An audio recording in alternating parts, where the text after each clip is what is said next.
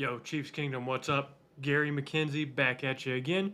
And this is this week's primer video for the upcoming opponent the Chiefs will face, and that'll be the New York Jets. But looking back to last week, boy, that was ugly for the Chicago Bears going into Arrowhead, losing by a score of 41 to 10. The Chiefs dominated that game from start to finish, and for the third week in a row, the Chiefs defense looked incredible. Once again, they held their opponent to very few points, only allowing 10 points. Their first matchup versus the Lions, they gave up 14 points plus that 7 point interception, which didn't really count. Then versus a good Jaguars offense, they gave up 9 points. And then they gave up 10 points to the Bears with a touchdown coming in the fourth quarter when the Chiefs have pretty much pulled all their starters. And so this Chiefs defense right now is playing at an elite level, and it's led by obviously Chris Jones. But then you have a rising star in the Chiefs defense in Trent McDuffie. I remember when he was drafted last year, he had really good numbers in college in terms of forcing a low completion percentage and forcing a low quarterback rating when he was targeted, and that seems to have carried over. He had an injury at the start of his rookie season last year, so he had time to kind of sit on that while the season was going on last year, and he got a late start. So he's coming out of the gates in 2023, his second year, and playing better than ever, and he is PFF's highest graded cornerback up to this point in the season, the young NFL season. And I went back and I rewatched when he was drafted. If you remember, the Buffalo Bills were getting ready to make their selection, and the Patriots traded with the Chiefs at the number, I believe, 20 overall pick, and the Bills were at 21. And the collective shock that the Bills front office went through when they saw that the Chiefs were taking Trent McDuffie, brought a smile to my face and still brings a smile to my face this day whenever I rewatch that video. So the Chiefs took Trent McDuffie. The Bills ended up going with Elam, who has had problems. And so the Chiefs really won that maneuver in the draft and is paying dividends. Looking at the big picture for the Chiefs defense, the last 3 seasons, the last 3 drafts, they have really invested on the defensive side of the ball, and those investments are starting to pay dividends. Another player that's coming up big for the Chiefs was George Karlaftis. He just seems to have a much more explosive first step this year, better athleticism, and I mentioned last season just how young he was in 2022. He was 21 years old that season last year, and he still had 6.5 sacks. I don't know what you were doing when you were 21, but I sure as heck wasn't beefed up and, getting ready to go after a quarterback versus NFL offensive linemen. And, I was a late bloomer. Maybe George Karlaftis still had some growing into his frame to do too. He was only 21 last season. And, it looks like he's gotten stronger, faster, just everything better for George Karlaftis. And this is a piece on the Chiefs defense that's really coming through. And I want to add another thing about the Chiefs defense that makes them so good to start this season is that they don't have any weak spots. So I bring this up a lot, and I brought it up in past videos, but if you want to have a great defense, you don't need to have A+ or A-level players at every single position. You just need to have solid players at each position with no weakness. Look back to those really good Patriot defenses that won Super Bowls with Tom Brady, and you can only name, a handful of players from those defensive units. And even those players, when they were traded to go to other teams, they never performed as well as they did in Bill Belichick's system. And the reason the Patriots defense was always so good in those years they were constantly winning the Super Bowl is because they didn't have any weak spots. I challenge you and any fan of the NFL or even NFL offensive coordinators to find the weakness in this Chiefs defense. They're deep. They rotate players in and out. They stay fresh throughout the game. Nick Bolton was out last week, and you barely even noticed it because Drew Tranquil came in and did an excellent job at the Mike backer position. So this is a defense that doesn't have any holes, at least from what I'm seeing.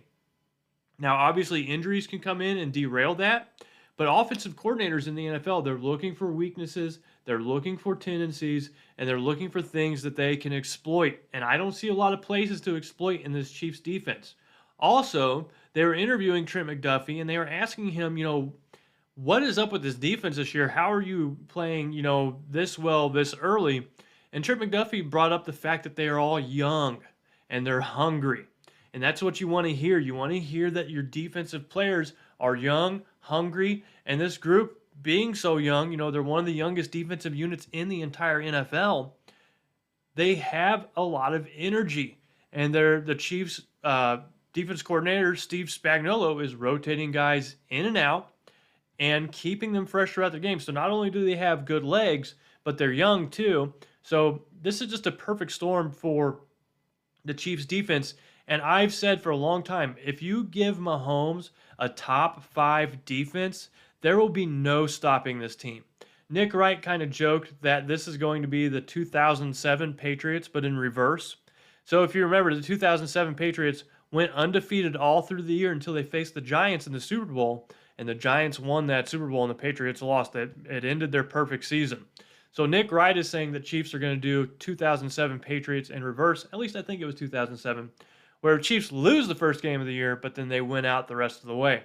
And I'll tell you this, if the Chiefs defense continues to play at this top 5 level, which is where they're playing at right now, this is a top 5 defensive unit in the NFL by nearly every metric. Points per game, defensive SRS, you name it.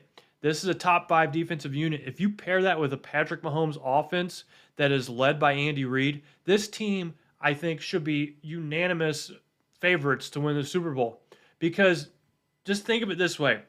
Mahomes' record, whenever his opponent scores 23 or less points, is something like 92%, 93%, 94%. It's in the 90s. That's his win percentage. So Mahomes plus a good defense creates a nearly unbeatable team. But the Chiefs' offense this week is going up against a Jets team who has a good defense of their own. They did well versus Josh Allen in week 1 of the season. Whenever Aaron Rodgers went down with that Achilles injury, their defense didn't blink. They ended up making Allen just look absolutely terrible to the point where he was frustrated with himself after the game, saying this is the same stuff, different year, with him turning the ball over in crucial situations. And he made the Jets defense made the Bills offense look terrible in that game.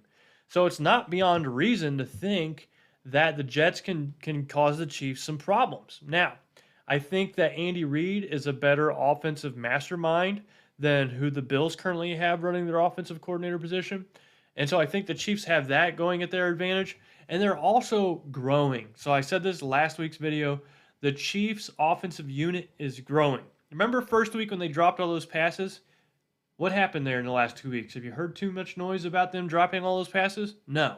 I told you that the drops were noise. It was random. It was unfortunate. It did cause them to lose the game or play a crucial role in them losing the game versus the Lions. But I said the drops were going to stop, and they did. So they haven't been dropping very many passes these past 2 weeks. The group is gelling. They're learning each other. They're filling out their niche roles. And, there's spots for guys to come up and play and fill big shoes for this Chiefs offense. Sky Moore has looked promising. Rashee Rice, when he's on the field and he has the ball in his hands, I don't think there's a better player that the Chiefs have in their receiver core with the ball in their hands than Rashee Rice. I think he's their most dangerous receiver when he catches the ball because he's strong, he's quick, he has good agility. It's just getting him the ball. And it's a classic Andy Reid offense where Rashee Rice is being asked to learn all these different positions, so he's being brought along slowly. This is exactly what Andy Reid said they would do. This is all part of the plan. But I'm hoping that Rashee Rice continues to develop more of a role in this offense. I think he led the receivers in receiving yards last week with about 60 yards receiving. So Rashee Rice, as you all know, is my draft crush. I want to see him do well, and I think that he has the talent to do well. Now, what happened to Tony last week? I think he's still dealing with some lingering injury issues. The Chiefs worked to get his confidence back in week 2, throwing in some easy completions.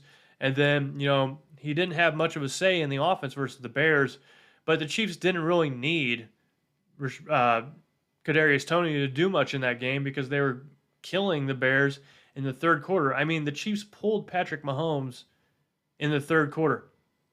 And then I embarrassingly sent a tweet out and said, hey, I hope that Blaine Gabbert comes in and balls out, and then the Chiefs can trade him to the Jets for like a third round pick.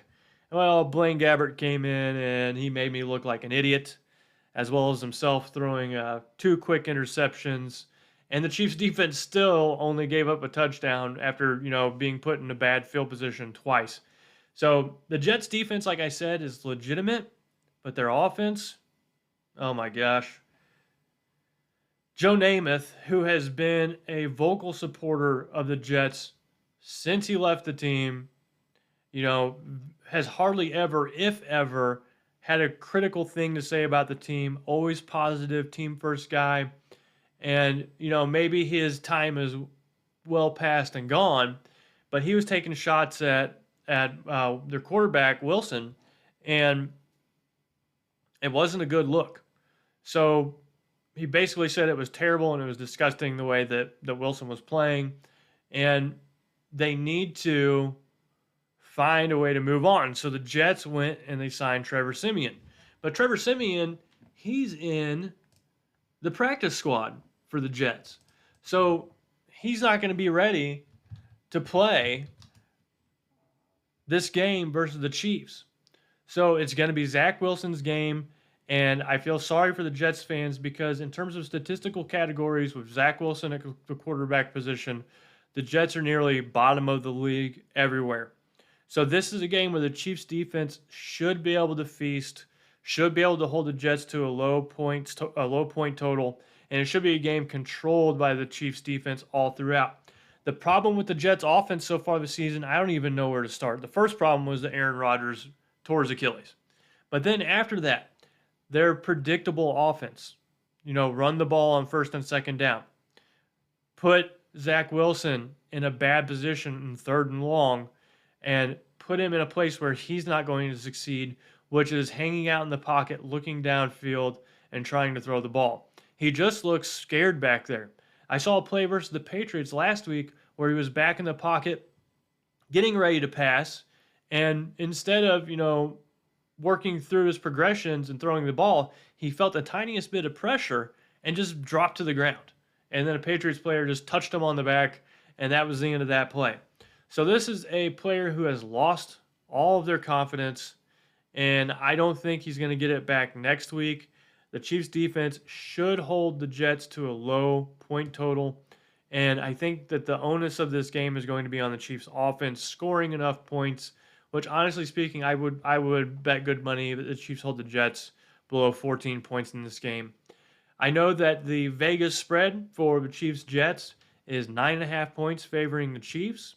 And I told you last week, whenever I was giving my picks, how I kind of calculate the spread, and I believe the Chiefs are 13-point favorites, or should be 13-point favorites in this game. I'm not too high on them after their Bears win. So one thing about my work I've done in the past with trying to beat the NFL spread using machine learning algorithms, and that is public perception.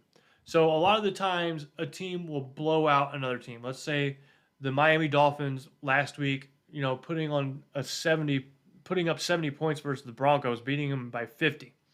So the public perception of the Dolphins is likely greater than what their actual value is. So people will overbet the Dolphins and have too much faith in the Dolphins, and then they'll eventually come back down to reality.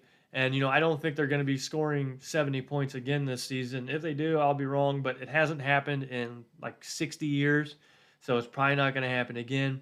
Same thing goes to the Chiefs. They destroyed the Bears, won by 31 points.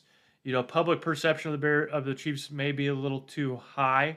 But I don't think that's the case this week because my spread for the Chiefs versus the Jets is 12 points. I think the Chiefs should be 12 point favorites whereas Vegas has them at 9.5-point favorites. So maybe I'm falling into the old trap of overvaluing, but my gut is telling me 12 points should be the Chiefs' favorite, or 13 points, Chiefs' favorites. So in this game, I'm going to take the Chiefs to win outright and the Chiefs to cover the 9.5-point spread. So far this year, I'm 3 of 6. I'm 50%. I just need to hit, one of these weeks where I get both of them right, and then we can be on the winning side of things. But that's my pick. So I need your feedback in the comments, and you can tell me, do you think the Chiefs are going to cover that 9.5-point spread? And do you think the Chiefs will give up more than 14 points to the Jets? What do you think the final score is going to be? My final score, I think the Chiefs are going to win 27-9. And I think the Chiefs win big and they continue their dominance on the defensive side of the ball. Like I said, Zach Wilson has not played well. He looks scared back there. The Jets' offense is league worst in nearly every category, just not in a good position to move the ball against the Chiefs' defense, which is playing like a top-5 unit. And if the Chiefs' defense is truly as good as I believe they are, and a lot of people believe they are, then they should come in and dominate this Jets' offense and nearly shut them out. So that's what you want to see from a great defense, beating up on lesser offenses, and I hope that carries over. But once again, in the comments down below, let me know what your score prediction is. Do you think the Chiefs cover that 9.5-point spread?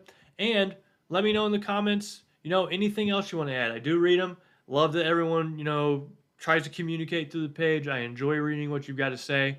And as always, make sure you hit that like button if you can find the time, and subscribe if you want to do that as well, because we're trying to get to 30,000 subscribers, and we need your help to get there. So everyone that subscribes and joins us in our Chiefs conversations here at RGR Football, we really appreciate you.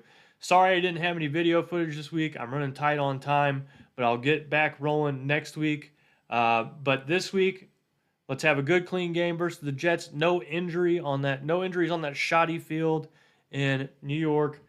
Knock on wood. But let's go, Chiefs. You have a good rest of your week, and hope you have a good time on Sunday.